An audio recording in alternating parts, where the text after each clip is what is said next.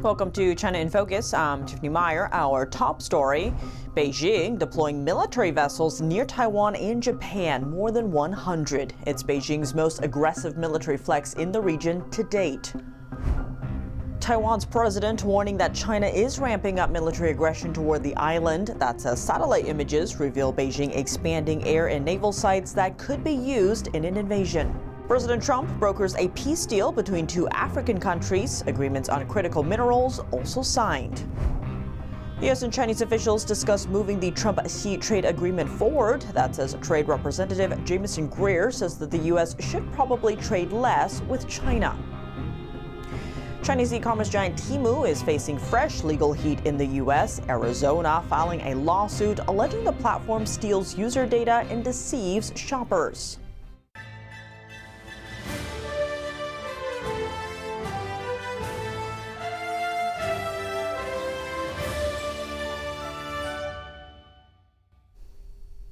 Concerns over China's military activities near Taiwan and Japan are rising. On Thursday, Reuters reported that Beijing was deploying military vessels in nearby waters this week, more than 100.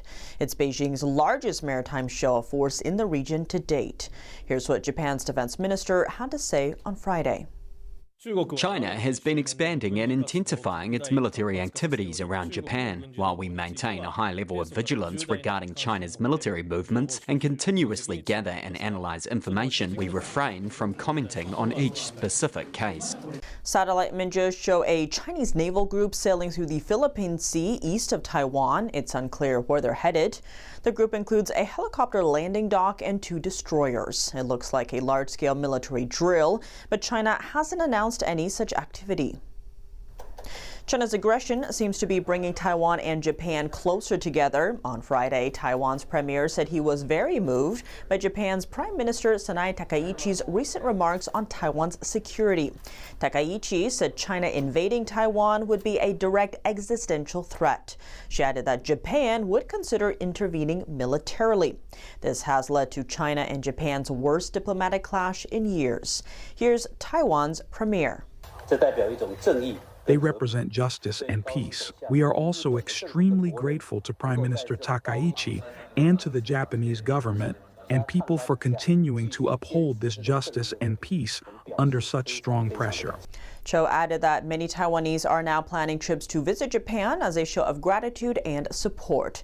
He also invited Japanese pop stars and music groups to come perform in Taiwan. That's after some Japanese artists were banned from performing in China.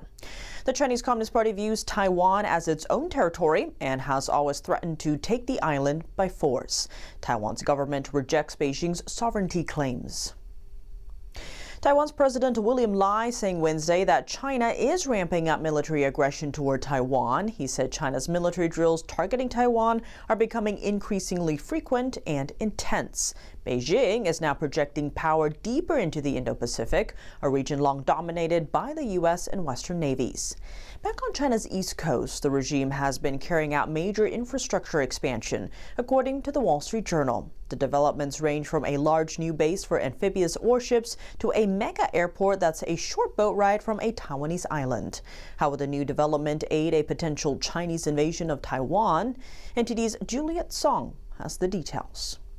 Rick Fisher is a senior fellow at the International Assessment and Strategy Center. He told NTD that the infrastructure expansion is another step in Beijing's plan to take Taiwan. To basically enslave that island democracy, turn it into a vast military base in order to begin its war to retake the Ryukyus, which are Japanese territory, and to go south to invade many of the islands of the Philippines and to basically dominate Asia militarily, destroy all American military alliances in Asia, and send the American military back to Hawaii. Just 5 years ago, this was a regular stretch of land in a district of Shanghai. Today, it's an amphibious base with a long pier and a helicopter runway.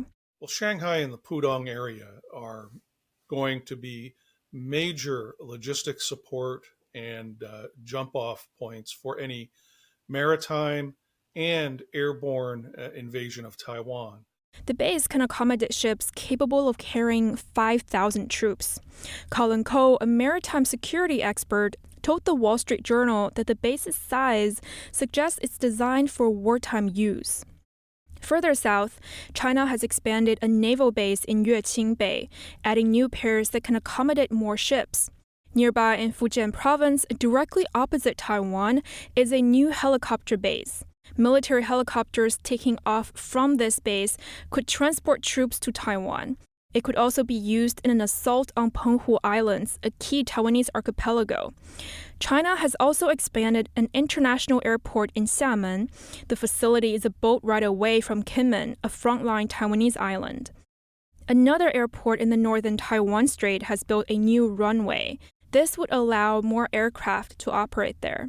Civilian airports can serve the military in wartime. Think refueling or launching military aircraft. President Trump facilitating a peace deal between the Congo and Rwanda. He also secured agreements on critical minerals and national security aimed at reducing dependence on China's rare earth supplies. Washington correspondent Mario Tzu has more. Today we commit to stopping decades of violence and bloodshed and to begin a new era of harmony and cooperation between the Democratic Republic of the Congo. President Trump hosting the leaders of the Congo and Rwanda here in Washington to sign what they're calling the Washington Accords. For more than 30 years, one of the worst conflicts on earth has been raging in eastern Congo. Millions and millions of people have been tragically killed. So many administrations have tried, and today we're succeeding where so many others have failed. These accords formalize the terms of an agreement made between the two countries back in June. The terms include a permanent ceasefire, disarmament of non-state forces, provisions for refugees to return to their homes, and justice and accountability for everyone who committed illegal acts. The agreement also includes critical mineral deals with the two countries. And we'll be involved with sending some of our biggest and greatest companies over to the two countries, and we're going to take out some of the rare earth and take out some of the assets and pay, and everybody's going to make a lot of money. As Washington looks for ways to circumvent China to acquire rare earths, with President Trump recently signing a flurry of rare earths deals with other nations in efforts to curb U.S. dependence on China. Reporting from the White House, Mario Tzu, NTD News. Top U.S. and Chinese officials spoke by phone on Friday. Treasury Secretary Scott Bessent and Trade Representative Jamieson Greer had a video call with Chinese Vice Premier He Lifeng. Top of the agenda was trade, including efforts to follow through on the agreement President Trump made in South Korea when he met with Chinese Communist Party leader Xi Jinping in October. Bessent wrote on X that the officials talked about putting the Busan Agreement into action. Busan is the South Korean city that the face-to-face meeting of Trump and Xi took place. As part of the deal, the U.S. will ease tariffs on China, and China promised to step up efforts against fentanyl trafficking, restart soybean purchases, and keep rare earth exports steady.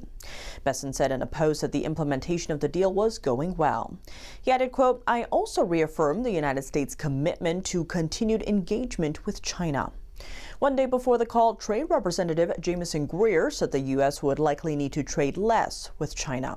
He sees a recent 25% reduction in the volume of goods traded with the communist regime as a step in the right direction.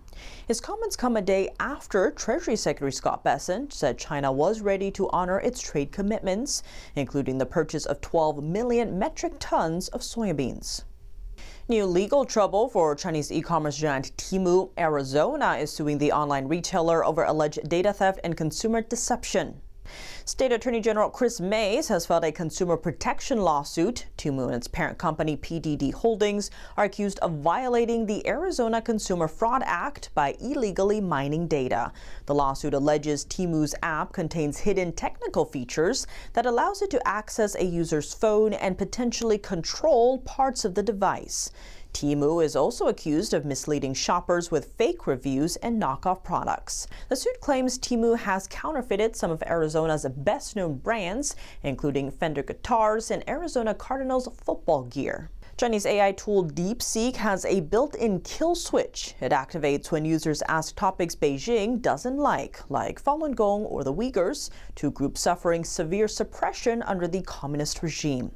A new cybersecurity report says when those terms are brought up, DeepSeek either refuses to help or, even worse, starts writing weaker code. Weaker meaning codes with serious security flaws that can make a computer more vulnerable to hackers. The report from CrowdStrike says this bias shows up in DeepSeek's coding assistance, the tools developers use to speed up and debug their work. And that's risky.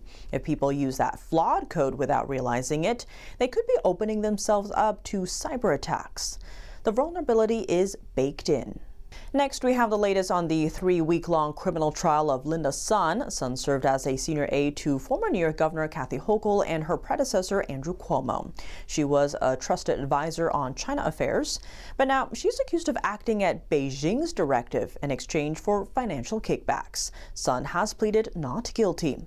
As the trial approaches its conclusion, court records show that Sun's attorneys filed a motion of adjournment 2 days ago. Prosecutors strongly opposed it, arguing it may cause a mistrial. Judge Kogan sided with the prosecutors and denied the motion. NTD's Flora Hua was at the court. Here's more. We are about to enter the final week of Linda Sun's trial. She's a former senior aide to New York Governors Hochul and Cuomo, now accused by the U.S. government of working as an unregistered agent of the Chinese Communist Party. This week, the judge denied the defendant's motion to adjourn the case. At the center of the defense adjournment efforts was a man named Zhang Fuyin. Zhang has links to the Chinese Communist Party. The FBI seized Zhang's devices earlier this year and found materials the government is now using as evidence in Sun's trial. Court-verified messages between Zhang, Linda Sun, and Chinese officials suggest Zhang was a broker between Sun and local authorities in China. His business card, also included in prosecutors' evidence, shows that Zhang holds a senior position at a New York-based nonprofit. That nonprofit is part of a broader apparatus called China's United Front Work Department, which the CCP uses to build relationships and achieve its goals overseas. Linda Sun's defense argued that they needed more time to review all the materials from Zhang Fuyin's devices, not just what the government provided, since Zhang won't be testifying in court. Prosecutors said it would likely cause a mistrial, and Judge Kogan didn't allow it. He gave the defense just 2 days next week to bring in witnesses. That could include Linda Sun and her husband, co-defendant Chris Hu. The couple is facing 19 charges in total. They've pleaded not guilty to all. Messages presented during the trial show Zhang repeatedly asked Linda Sun to facilitate then New York Governor Cuomo and later Governor Hochul to visit China's northern province of Henan. He also appeared to ask Sun on behalf of the Henan provincial government for invitation letters signed by the governor inviting officials to New York. Sun managed to deliver on many of his requests. She even allegedly forged Hochul's signature. With Zhang's introduction, the Chinese regime appeared to start recognizing Sun's efforts and giving things in return. Court documents show that Chinese officials appear to have granted Sun's husband business opportunities, state contracts, and helped him buy land in China. They also provided free trips to China for Sun, her family, and associates. Court-verified messages also show that Sun's relatives were able to secure jobs with the Chinese officials' help. It seems Sun never reported any benefits she and her family enjoyed from China. That's according to evidence presented at the trial. The trial continues next Monday. Flora Hua, NTD News. Coming up, staying ahead of China in space is vital for economic and national security. This is the message from a hearing on Capitol Hill. Rare earth mining polluting Southeast Asian countries and threatening human lives. The ore is then shipped to China. French President Emmanuel Macron wrapping up his China visit without any major commercial deals. How Chinese leader Xi Jinping responded to what Macron asked for. More on that after the break here on China in Focus. Welcome back to China in Focus. I'm Tiffany Meyer. The latest on the space race between the United States and China. Lawmakers and experts stress that keeping ahead of China in space is vital for economic and national security. NTD correspondent Jason Blair has more from a hearing on Capitol Hill. The question we should be asking as we explore beyond the planet is, will humanity carry forward the American values of economic and political freedom, or those of the Chinese Communist Party? Members of the House Space and Aeronautics Subcommittee expressed the importance for the U.S. to stay ahead of China with space exploration and technology. The People's Republic of China, for which there is no distinction between civil and military space, knows that leadership in space has brought the United States invaluable geopolitical soft power, significant and beneficial international alliances, economic growth fueled by innovation. Chairman Mike Herodopoulos says China's objective is not to just keep up with the U.S., but to outpace, outmaneuver, and ultimately defeat the U.S. But America is not standing still. In my district, Kennedy Space Center, we surpassed 100 launchers just 2 weeks ago. China is not even close, with around 73 launches. Still, Beijing is pressing ahead.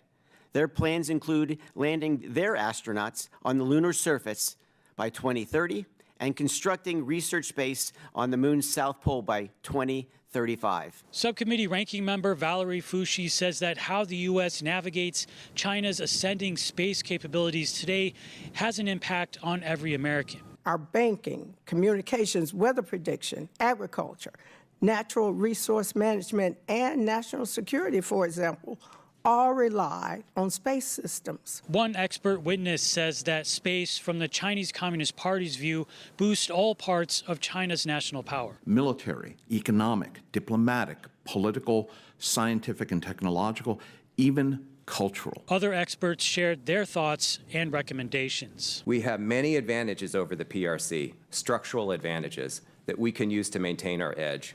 But to do so, we need to start running. We are engaged not so much in a space race, but a long-term, broad strategic competition. Every new space technology, skill, and industrial capacity acquired by the PRC will be used to provide the People's Liberation Army a battlefield advantage, as well as power civilian and commercial innovation and economic growth. Reporting from Washington, D.C., Jason Blair, NTD News.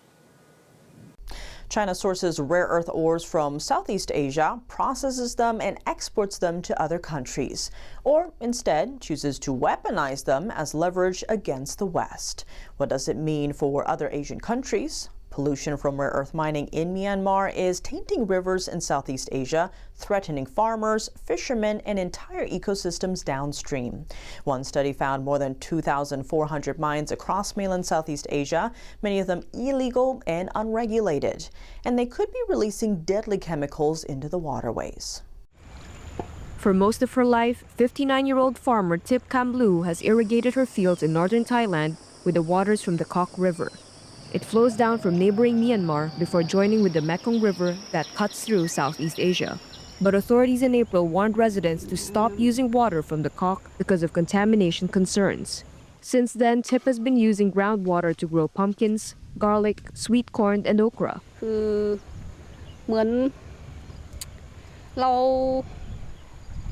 It's like half of me has died.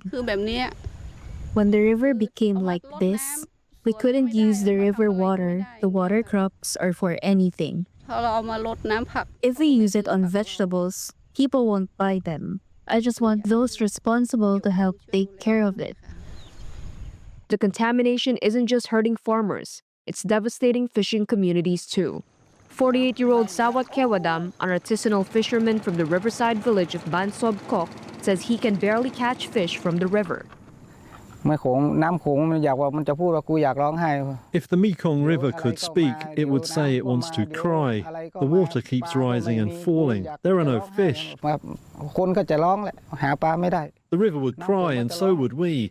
We can't catch any fish. Where have they gone?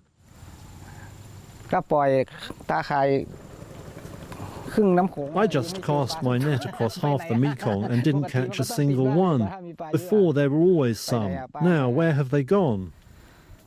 A study by the US-based Stimson Center found mines across mainland Southeast Asia many illegal and unregulated, could be releasing deadly chemicals like cyanide and mercury into rivers.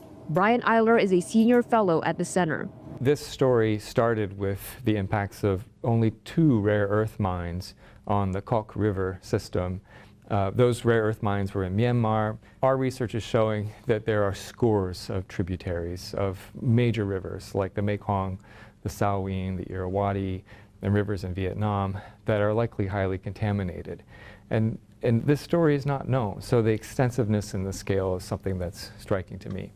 The emergence of new China-backed rare earth mines in eastern Myanmar initially set off concerns among researchers over the danger of downstream pollution along the Kok River. The Napan Fernrat is from the Thailand Science Research and Innovation. The arsenic that appears in the water comes along with rare earth minerals. These rare earth elements are also associated with radioactive elements. Their concentrations rise and fall together. It has only been 2 years since the rise of rare earth and gold mining in Myanmar at the Kok River's source. If this continues, nature will no longer be able to resist it, and contamination levels will rise sharply. From Myanmar's mining sites, raw materials are shipped to China for processing. Beijing dominates global rare earth production and has used these minerals as leverage in its trade war with the U.S. In response to questions from Reuters, China's foreign ministry said it was not aware of the situation on river pollution. Meanwhile, Thailand has set up 3 new task forces to coordinate international cooperation, monitor health impacts, and secure alternative water sources for communities along affected rivers. French President Emmanuel Macron wrapping up his China trip without securing any major commercial deals. He had another sit-down with party leader Xi Jinping in Chengdu on Friday. And despite bringing 6 ministers and over 30 company executives with him on the trip, Macron didn't quite get what he was hoping for. Both countries only signed 12 broad cooperation agreements, ranging from nuclear energy to panda conservation. They also pledged to work more closely on global challenges. Worth noting, the total sum of the agreements was not disclosed. In comparison, in 2019, Macron struck over 40 trade deals during his China visit, worth over $15 billion. Beijing didn't make any specific commitments to Macron. For example, when the French president asked China to invest more in France, Xi said he will support Chinese companies willing to invest there. And there's no update on whether French aerospace giant Airbus would secure an order of 500 jets from China. The company has been negotiating about that for over a year. Macron also urged China to transfer technology in batteries, electric vehicles, and solar panels. But there's no mention of that in either side's joint statements. Macron asked Xi to persuade Russia to end its war in Ukraine. Xi did not respond directly, only saying that China supports all efforts that work toward peace. Meanwhile, Chinese tariffs on French dairy and pork products stay in place. Over 2,000 French companies have subsidiaries in China. That's more than any other European country. And they're facing a more challenging business climate there. China's consumer spending remains weak with a slowing economy, and competition with local Chinese brands is becoming more intense. That's all for today's China in Focus. I'm Tiffany Meyer. If you have any feedback on the show or have something you'd like to see us cover, send us an email at chinainfocus@ntd.com. We'd love to hear from you. For on-the-clock original news coverage, visit us at ntd.com or download our NTD app. Thanks for watching. See you soon.